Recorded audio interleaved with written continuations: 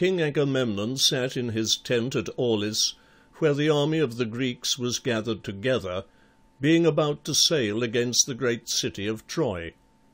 And it was now past midnight, but the king slept not, for he was careful and troubled about many things. And he had a lamp before him, and in his hand a tablet of pine wood, whereon he wrote.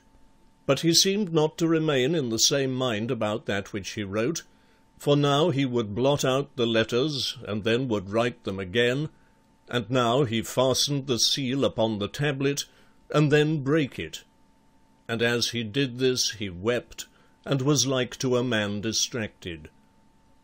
But after a while he called to an old man, his attendant.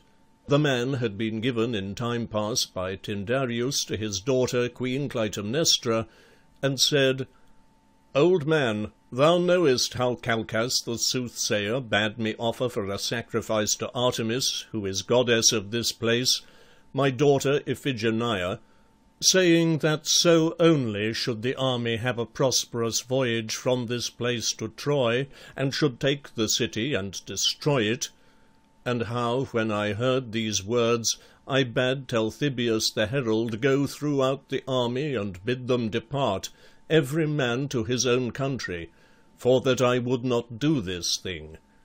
And how my brother King Menelaus persuaded me so that I consented to it. Now therefore hearken to this, for what I am about to tell thee 3 men only know, namely Calchas the soothsayer, and Menelaus, and Ulysses king of Ithaca. I wrote a letter to my wife the queen, that she should send her daughter to this place, that she might be married to King Achilles, and I magnified the man to her, saying that he would in no wise sail with us, unless I would give him my daughter in marriage. But now I have changed my purpose, and have written another letter after this fashion, as I will now set forth to thee. Daughter of leader, send not thy child to the land of Euboea, for I will give her in marriage at another time. Ay, said the old man, but how wilt thou deal with King Achilles? Will he not be wroth, hearing that he hath been cheated of his wife? Not so, answered the king, for we have indeed used his name, but he knoweth nothing of this marriage. And now make haste, sit not thou down by any fountain in the woods, and suffer not thine eyes to sleep. And beware lest the chariot bearing the queen and her daughter pass thee where the roads divide. And see that thou keep the seal upon this letter unbroken. So the old man departed with the letter, but scarcely had he left the tent when King Menelaus spied him, and laid hands on him, taking the letter and breaking the seal. And the old man cried out, "Help, my lord! Here is one hath taken thy letter." Then King Agamemnon came forth from his tent, saying, "What meaneth this uproar and disputing that I hear?" And Menelaus answered, "Seest thou this letter that I hold in my hand?" "I see it. It is mine. Give it to me." "I give it not till I have read that which is written therein to all the army of the Greeks." "Where didst thou find it?" "I found it while I waited for thy daughter till she should come to the camp." "What hast thou to do with that? May I not rule my own household?" Then Menelaus reproached his brother because he did not continue in one mind. "For first," he said, "before thou wast chosen captain of the host, thou wast all things to all men, greeting every man courteously, and taking him by the hand, and talking with him, and leaving thy doors open to any that would enter. But afterwards, being now chosen, thou wast haughty and hard of access. And next, when this trouble came upon the army, and thou wast sore afraid lest thou shouldst lose thy office, and so miss renown, didst thou not hearken to Calchas the soothsayer, and promise thy daughter for sacrifice, and send for her to the camp, making pretence of giving her in marriage to Achilles? And now thou art gone back from thy word. Surely this is an evil day for Greece, that is troubled because thou wantest wisdom. Then answered King Agamemnon, What is thy quarrel with me? Why blamest thou me, if thou couldst not rule thy wife? And now to win back this woman, because forsooth she is fair, thou castest aside both reason and honour. And I, if I had an ill purpose, and now have changed it for that which is wiser, dost thou charge me with folly? Let them that swear the oath to Tyndareus go with thee on this errand. Why should I slay my child, and work for myself sorrow and remorse without end, that thou mayest have vengeance for thy wicked wife? Then Menelaus turned away in a rage, crying, Betray me if thou wilt, I will betake myself to other counsels and other friends.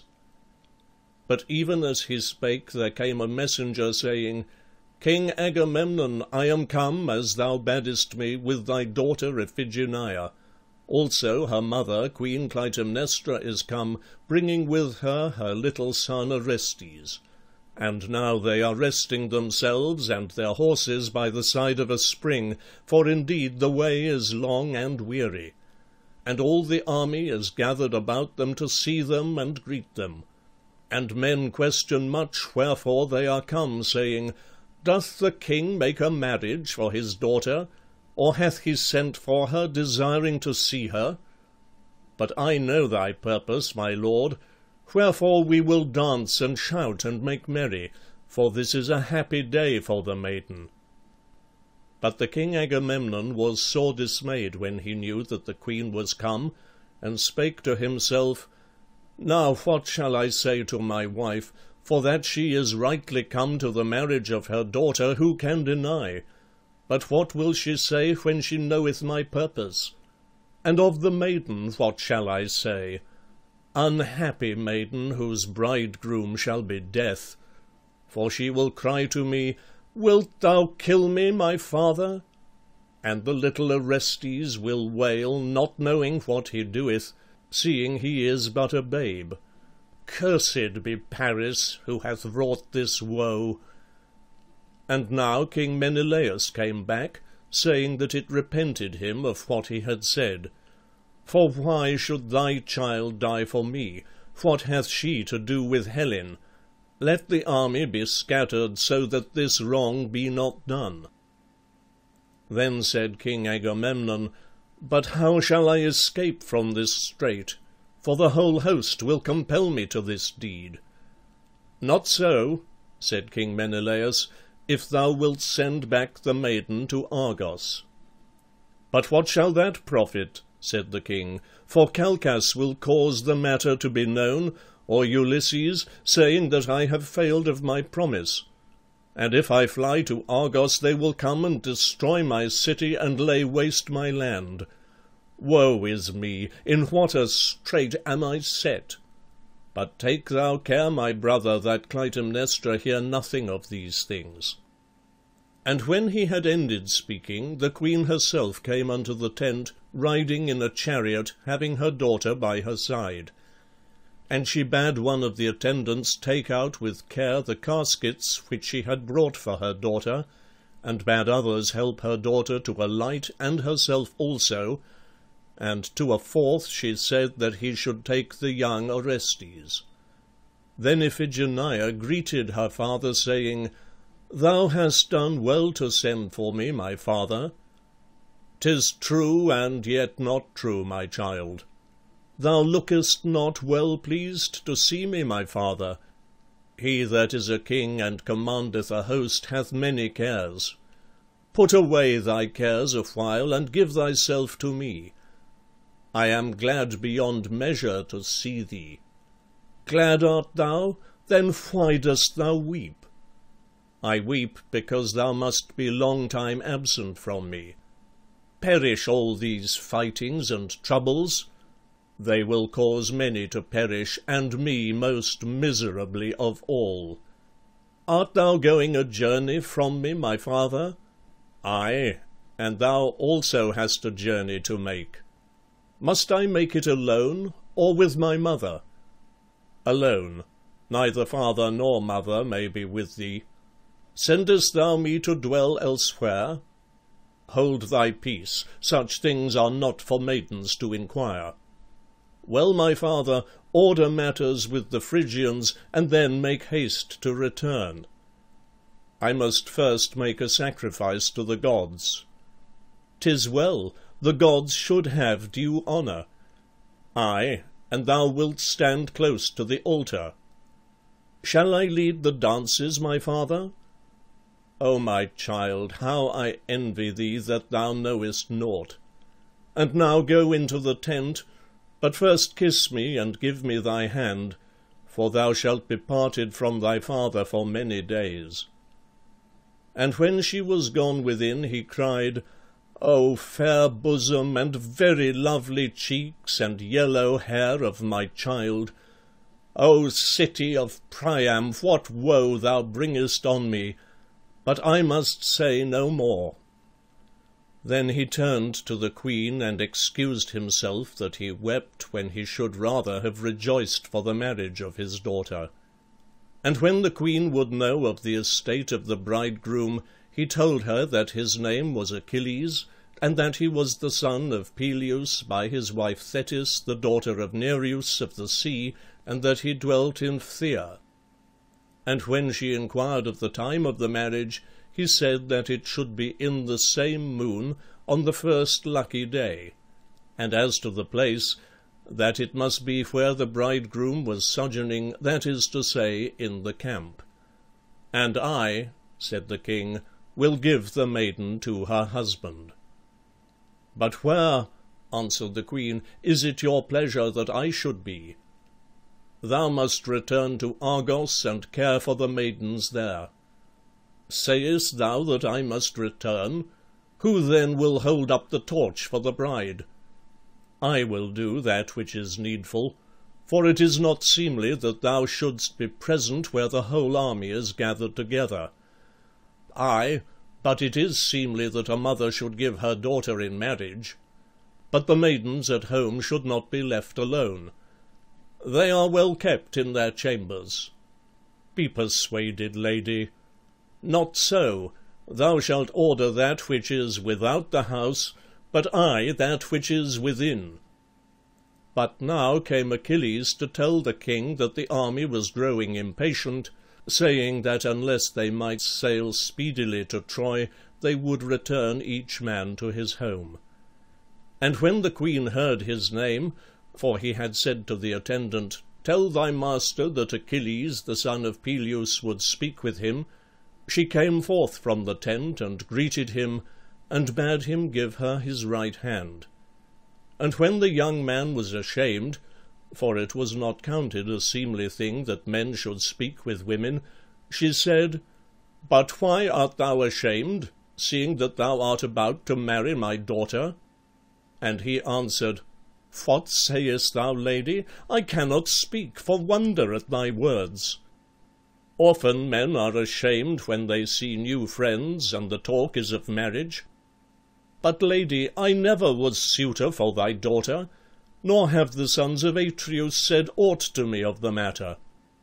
But the queen was beyond measure astonished, and cried, Now this is shameful indeed, that I should seek a bridegroom for my daughter in such fashion.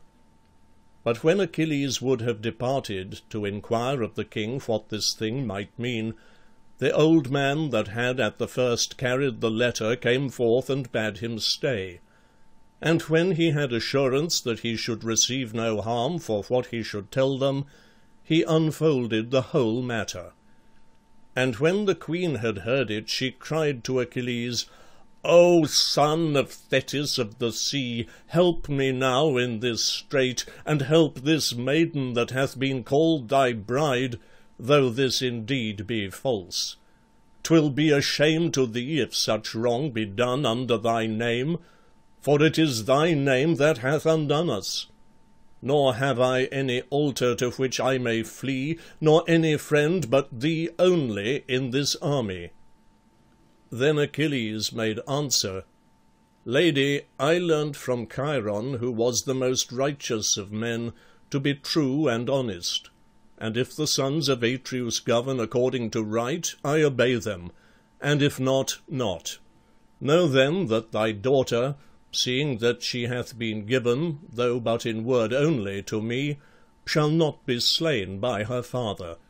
For if she so die, then shall my name be brought to great dishonour, seeing that through it thou hast been persuaded to come with her to this place.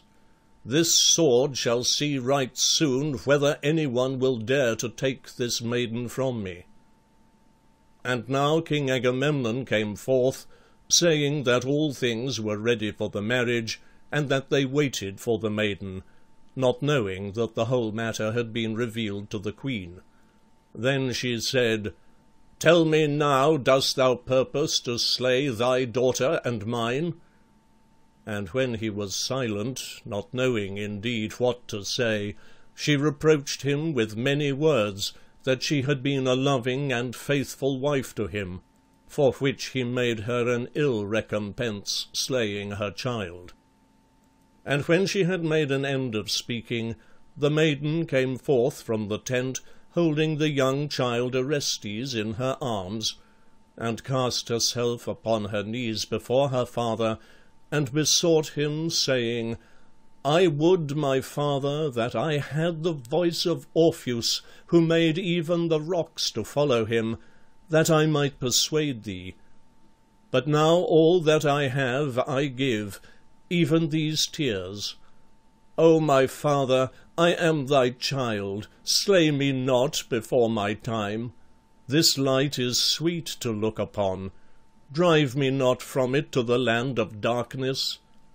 I was the first to call thee father, and the first to whom thou didst say, my child. And thou wouldst say to me, Some day, my child, I shall see thee a happy wife in the home of a good husband. And I would answer, And I will receive thee with all love when thou art old, and pay thee back for all the benefits thou hast done unto me. This I indeed remember, but thou forgettest, for thou art ready to slay me. Do it not, I beseech thee, by Pelops thy grandsire, and Atreus thy father, and this my mother, who travailed in childbirth of me, and now travaileth again in her sorrow. And thou, O my brother, though thou art but a babe, help me. Weep with me, beseech thy father that he slay not thy sister. O my father, though he be silent, yet indeed he beseecheth thee. For his sake, therefore, yea, and for mine own, have pity upon me, and slay me not. But the king was sore distracted, knowing not what he should say or do, for a terrible necessity was upon him, seeing that the army could not make their journey to Troy unless this deed should first be done.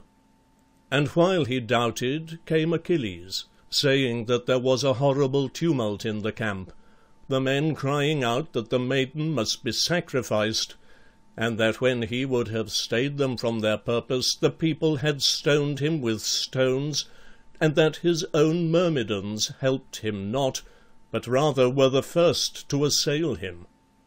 Nevertheless, he said that he would fight for the maiden, even to the utmost, and that there were faithful men who would stand with him and help him. But when the maiden heard these words, she stood forth and said, Hearken to me, my mother, be not wroth with my father, for we cannot fight against fate. Also we must take thought that this young man suffer not, for his help will avail naught, and he himself will perish. Therefore I am resolved to die, for all Greece looketh to me, for without me the ships cannot make their voyage, nor the city of Troy be taken. Thou didst bear me, my mother, not for thyself only, but for this whole people. Wherefore I will give myself for them. Offer me for an offering, and let the Greeks take the city of Troy, for this shall be my memorial forever.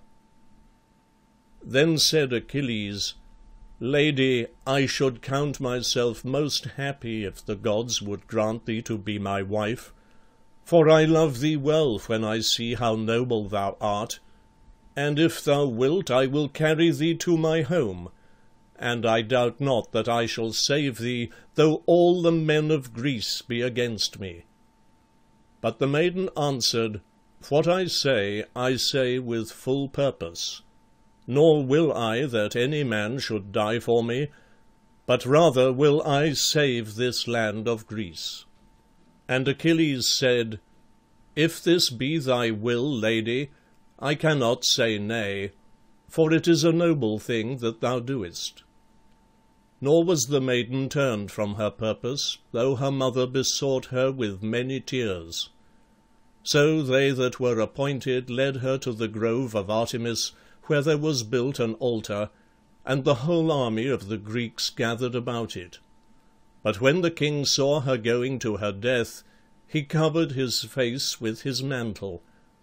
But she stood by him and said, "I give my body with a willing heart to die for my country and for the whole land of Greece. I pray the gods that ye may prosper and win the victory in this war, and come back safe to your homes. And now let no man touch me, for I will die with a good heart." And all men marvelled to see the maiden, of what a good courage she was.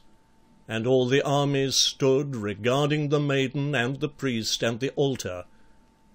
Then there befell a marvellous thing, for suddenly the maiden was not there. Whither she had gone no one knew, but in her stead there lay gasping a great hind, and all the altar was red with the blood thereof. And Calchas said, "See ye this, men of Greece, how the goddess hath provided this offering in the place of the maiden, for she would not that her altar should be defiled with innocent blood. Be of good courage, therefore, and depart every man to his ship, for this day ye shall sail across the sea to the land of Troy." Then the goddess carried away the maiden to the land of the Taurians, where she had a temple and an altar. Now on this altar the king of the land was wont to sacrifice any stranger, being Greek by nation, who was driven by stress of weather to the place, for none went thither willingly. And the name of the king was Thoas, which signifieth in the Greek tongue, swift of foot. Now when the maiden had been there many years, she dreamed a dream.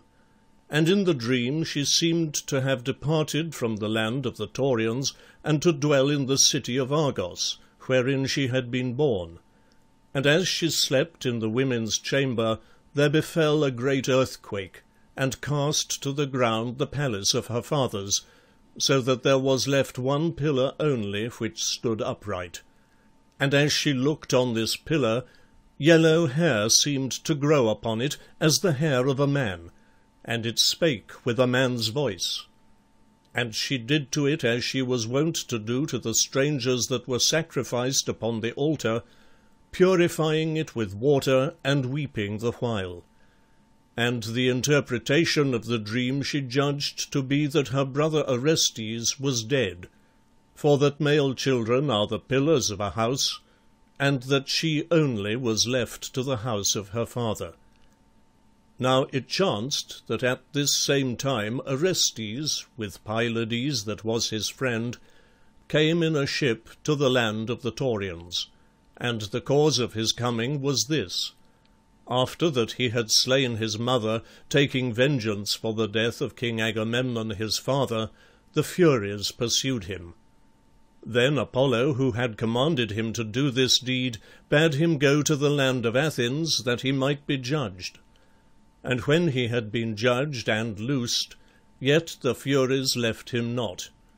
Wherefore Apollo commanded that he should sail for the land of the Taurians, and carry thence the image of Artemis, and bring it to the land of the Athenians, and that after this he should have rest. Now when the two were come to the place, they saw the altar, that it was red with the blood of them that had been slain thereon.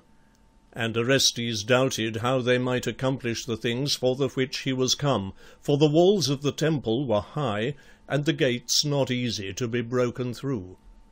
Therefore he would have fled to the ship, but Pylades consented not, seeing that they were not wont to go back from that to which they had set their hand, but counselled that they should hide themselves during the day in a cave that was hard by the seashore, not near to the ship, lest search should be made for them, and that by night they should creep into the temple by a space that there was between the pillars, and carry off the image, and so depart. So they hid themselves in a cavern by the sea. But it chanced that certain herdsmen were feeding their oxen in pastures hard by the shore. One of these, coming near to the cavern, spied the young men as they sat therein, and stealing back to his fellows said, "See ye not them that sit yonder? Surely they are gods." For they were exceeding tall and fair to look upon. And some began to pray to them, thinking that they might be the twin brethren, or of the sons of Nereus. But another laughed and said, "Not so. These are shipwrecked men who hide themselves, knowing that it is our custom to sacrifice strangers to our gods." To him the others gave consent, and said that they should take the men prisoners, that they might be sacrificed to the gods. But while they delayed, Orestes ran forth from the cave, for the madness was come upon him, crying out, "Pylades, seest thou not that dragon from hell? And that who would kill me with the serpents of her mouth, and this again that breatheth out fire, holding my mother in her arms to cast her upon me?" And first he bellowed as a bull, and then howled as a dog, for the Furies, he said, did so. But the herdsmen, when they saw this, gathered together in great fear, and sat down. But when Orestes drew his sword, and leapt, as a lion might leap, into the midst of the herd, slaying the beasts, for he thought in his madness that he was contending with the Furies, then the herdsmen, blowing on shells, called to the people of the land. For they feared the young men, so strong they seemed, and valiant. And when no small number was gathered together, they began to cast stones and javelins at the two. And now the madness of Orestes began to abate, and Pylades tended him carefully, wiping away the foam from his mouth, and holding his garments before him, that he should not be wounded by the stones. But when Orestes came to himself, and beheld in what straits they were, he groaned aloud, and cried, "We must die, O Pylades, only let us die as befitteth brave men. Draw thy sword and follow me." And the people of the land dared not to stand before them. Yet while some fled, others would cast stones at them. For all that, no man wounded them. But at the last, coming about them with a great multitude, they smote the swords out of their hands with stones, and so bound them, and took them to King Thoas. And the king commanded that they should be taken to the temple, that the priestess might deal with them according to the custom of the place. So they brought the young men bound to the temple. Now the name of the one they knew, for they had heard his companion call to him, but the name of the other they knew not. And when Iphigenia saw them, she bade the people loose their bonds, for that being holy to the goddess they were free. And then, for she took the two for brothers, she asked them, saying, "Who is your mother and your father and your sister, if a sister you have? She will be bereaved of noble brothers this day. And whence come ye?" To her Orestes answered, "What meanest thou, lady, by lamenting in this fashion over us? I hold it folly in him who must die that he should bemoan himself. Pity us not.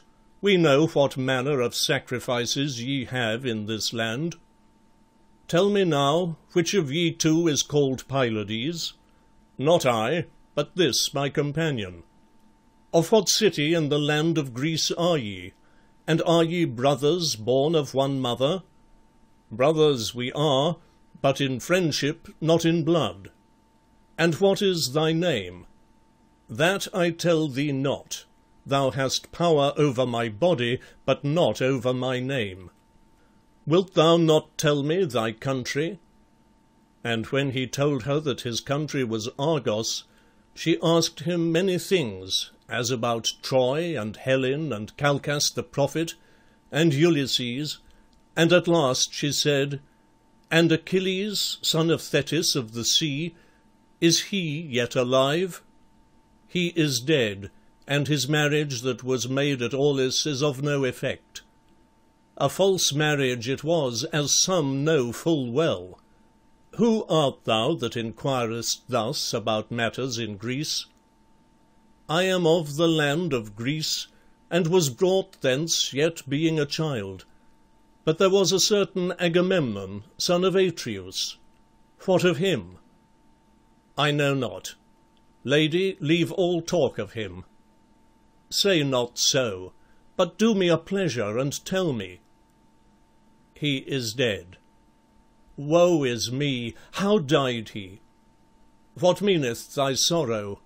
Art thou of his kindred? 'Tis a pity to think how great he was, and now he hath perished. He was slain in a most miserable fashion by a woman, but ask no more. Only this one thing, is his wife yet alive? Nay, for the son whom she bare slew her, taking vengeance for his father. A dreadful deed, but righteous withal. Righteous indeed he is, but the gods love him not. And did the king leave any other child behind him? One daughter, Electra by name. And is his son yet alive? He is alive, but no man more miserable. Now when Iphigenia heard that he was alive, and knew that she had been deceived by the dreams which she had dreamt, she conceived a thought in her heart, and said to Orestes, Hearken now, for I have somewhat to say to thee, that shall bring profit both to thee and to me. Wilt thou, if I save thee from this death, carry tidings of me to Argos, to my friends, and bear a tablet from me to them? For such a tablet I have with me, which one who was brought captive to this place wrote for me, pitying me, for he knew that I caused not his death, but the law of the goddess in this place. Nor have I yet found a man who should carry this thing to Argos. But thou, I judge, art of noble birth, and knowest the city, and those with whom I would have communication. Take then this tablet, and thy life as a reward, and let this man be sacrificed to the goddess. Then Orestes made answer, Thou hast said well, lady, save in one thing only. That this man should be sacrificed in my stead pleaseth me not at all. For I am he that brought this voyage to pass, and this man came with me that he might help me in my troubles. Wherefore it would be a grievous wrong that he should suffer in my stead, and I escape. Give then the tablet to him. He shall take it to the city of Argos, and thou shalt have what thou wilt. But as for me, let them slay me if they will. 'Tis well spoken, young man. Thou art come, I know, of a noble stock. The gods grant that my brother, for I have a brother, though he be far hence, may be such as thou. It shall be as thou wilt. This man shall depart with the tablet, and thou shalt die. Then Orestes would know the manner of the death by which he must die, and she told him that she slew not the victims with her own hand, but that there were ministers in the temple appointed to this office, she preparing them for sacrifice beforehand. Also she said that his body would be burned with fire. And when Orestes had wished that the hand of his sister might pay due honour to him in his death, she said, This may not be, for she is far away from this strange land. But yet, seeing that thou art a man of Argos, I myself will adorn thy tomb, and pour oil of olives and honey on thy ashes." Then she departed, that she might fetch the tablet from her dwelling, bidding the attendants keep the young men fast, but without bonds. But when she was gone, Orestes said to Pylades, "Pylades, what thinkest thou? Who is this maiden? She had great knowledge of things in Troy and Argos, and of Calchas the wise soothsayer, and of Achilles and the rest, and she made lamentation over King Agamemnon. She must be of Argos." And Pylades answered, "This I cannot say. All men have knowledge of what befell the king. But hearken to this. It were shame to me to live if thou diest. I sailed with thee, and will die with thee, for otherwise men will account lightly of me both in Argos and in Phocis, which is my own land, thinking that I betrayed thee or basely slew thee, that I might have thy kingdom, marrying thy sister, who shall inherit it in thy stead. Not so. I will die with thee, and my body shall be burnt together with thine." But Orestes answered, "I must bear my own troubles. This indeed would be a shameful thing, that when thou seekest to help me, I should destroy thee. But as for me, seeing how the gods deal with me, it is well that I should die. Thou indeed art happy, and thy house is blessed, but my house is accursed. Go therefore, and my sister, whom I have given thee to wife, shall bear thee children, and the house of my father shall not perish. And I charge thee that when thou art safe returned to the city of Argos, thou do these things. First, thou shalt build a tomb for me, and my sister shall make an offering there of her hair, and of her tears also. And tell her that I died, slain by a woman of Argos that offered me as an offering to her gods. And I charge thee that thou leave not my sister, but be faithful to her. And now farewell, true friend and companion in my toils, for indeed I die, and Phoebus hath lied unto me, prophesying falsely."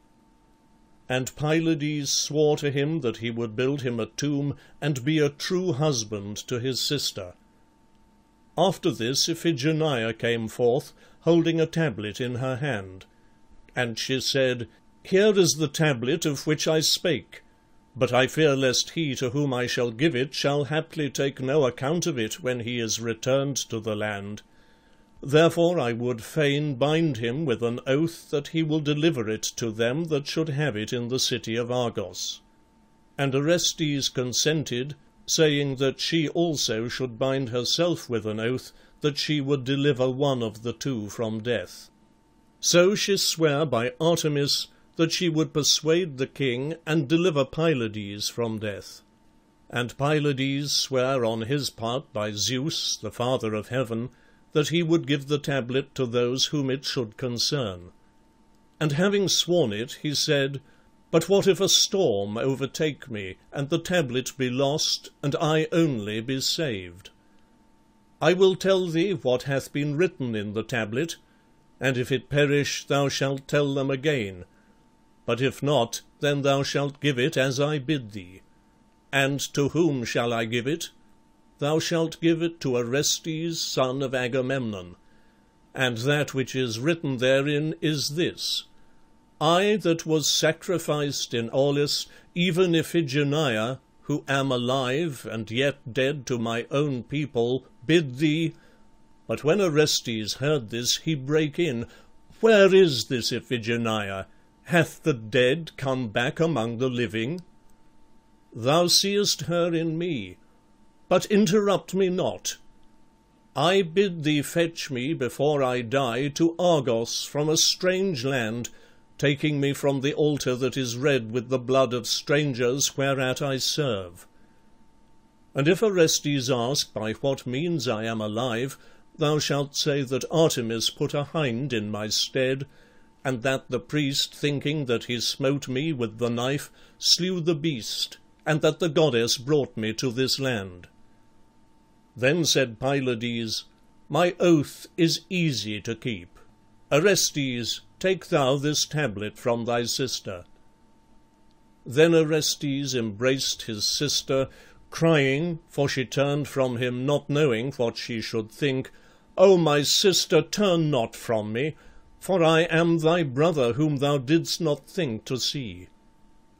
And when she yet doubted, he told her of certain things by which she might know him to be Orestes, how that she had woven a tapestry wherein was set forth the strife between Atreus and Thyestes concerning the golden lamb, and that she had given a lock of her hair at Aulis to be a memorial of her, and that there was laid in her chamber at Argos the ancient spear of Pelops, her father's grandsire, with which she slew Oenomaus, and won Hippodamia to be his wife.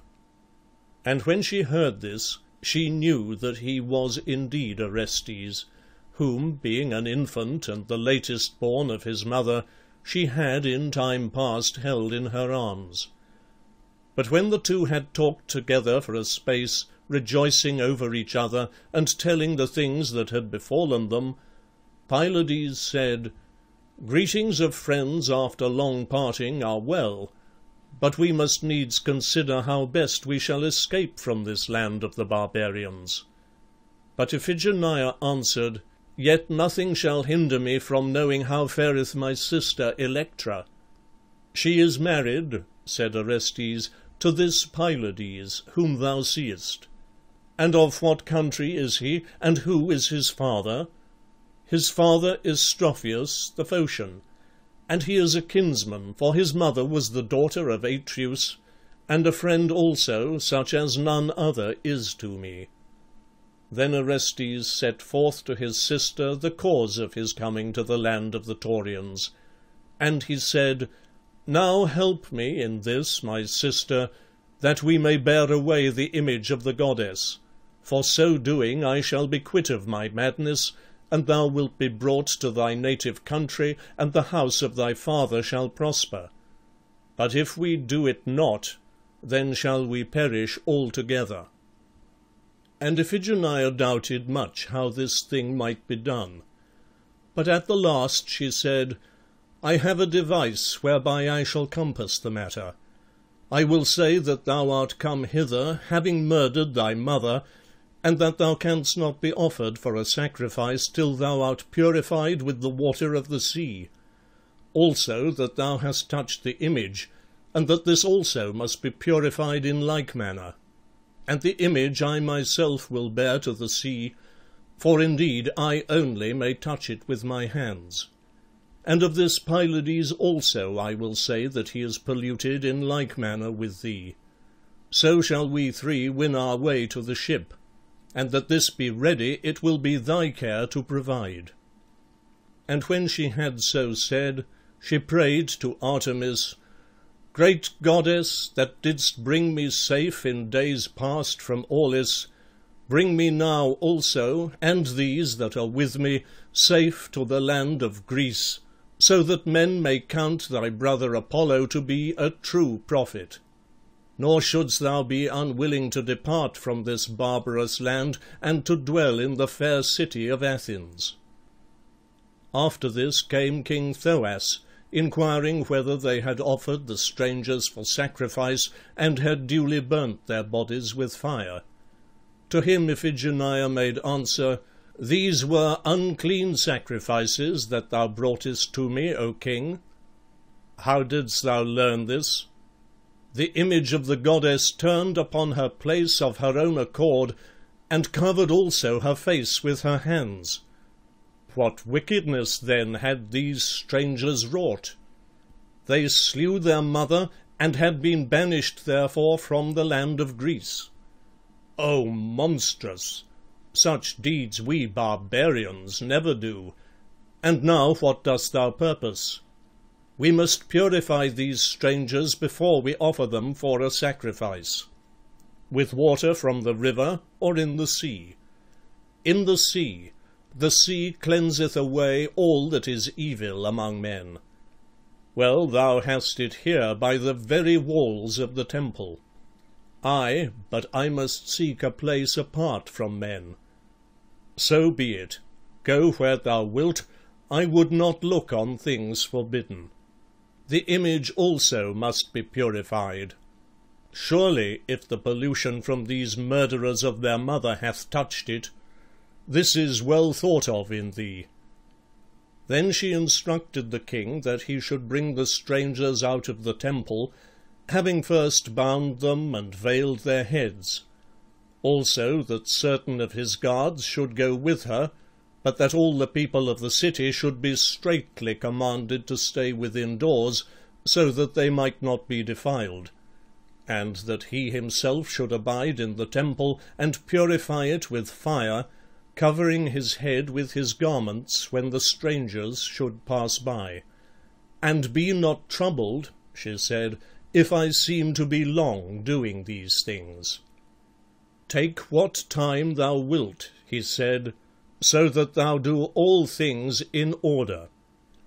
So certain of the king's guards brought the two young men from out of the temple, and Iphigenia led them towards the place where the ship of Orestes lay at anchor. But when they were come near to the shore, she bade them halt, nor come over near, for that she had that to do in which they must have no part. And she took the chain wherewith the young men were bound in her hands, and set up a strange song, as of one that sought enchantments. And after that the guards sat where she bade them for a long time, they began to fear lest the strangers should have slain the priestess, and so fled. Yet they moved not, fearing to see that which was forbidden. But at the last, with one consent, they rose up. And when they were come to the sea, they saw the ship trimmed to set forth, and 50 sailors on the benches having oars in their hands ready for rowing, and the two young men were standing unbound upon the shore near to the stern. And other sailors were dragging the ship by the cable to the shore that the young men might embark. Then the guards laid hold of the rudder, and sought to take it from its place, crying, Who are ye that carry away priestesses and the images of our gods? Then Orestes said, I am Orestes, and I carry away my sister. But the guards laid hold of Iphigenia. And when the sailors saw this, they leapt from the ship, and neither the one nor the other had swords in their hands, but they fought with their fists and their feet also. And as the sailors were strong and skilful, the king's men were driven back sorely bruised and wounded. And when they fled to a bank that was hard by, and cast stones at the ship, the archers standing on the stern shot at them with arrows. Then, for his sister feared to come farther, Orestes leapt into the sea, and raised her upon his shoulder, and so lifted her into the ship, and the image of the goddess with her. And Pylades cried, Lay hold of your oars, ye sailors, and smite the sea, for we have that for the which we came to this land. So the sailors rowed with all their might, and while the ship was in the harbour, it went well with them. But when it was come to the open sea, a great wave took it, for a violent wind blew against it, and drove it backwards to the shore. And one of the guards, when he saw this, ran to King Thoas, and told him. And the king made haste, and sent messengers mounted upon horses, to call the men of the land, that they might do battle with Orestes and his comrade. But while he was yet sending them, there appeared in the air above his head the goddess Athene, who spake, saying, Cease, King Thoas, from pursuing this man and his companions, for he hath come hither on this errand by the command of Apollo, and I have persuaded Poseidon that he make the sea smooth for him to depart. And King Thoas answered, "It shall be as thou wilt, O goddess. And though Orestes hath borne away his sister and the image, I dismiss my anger, for who can fight against the gods?" So Orestes departed and came to his own country and dwelt in peace, being set free from his madness, according to the word of Apollo.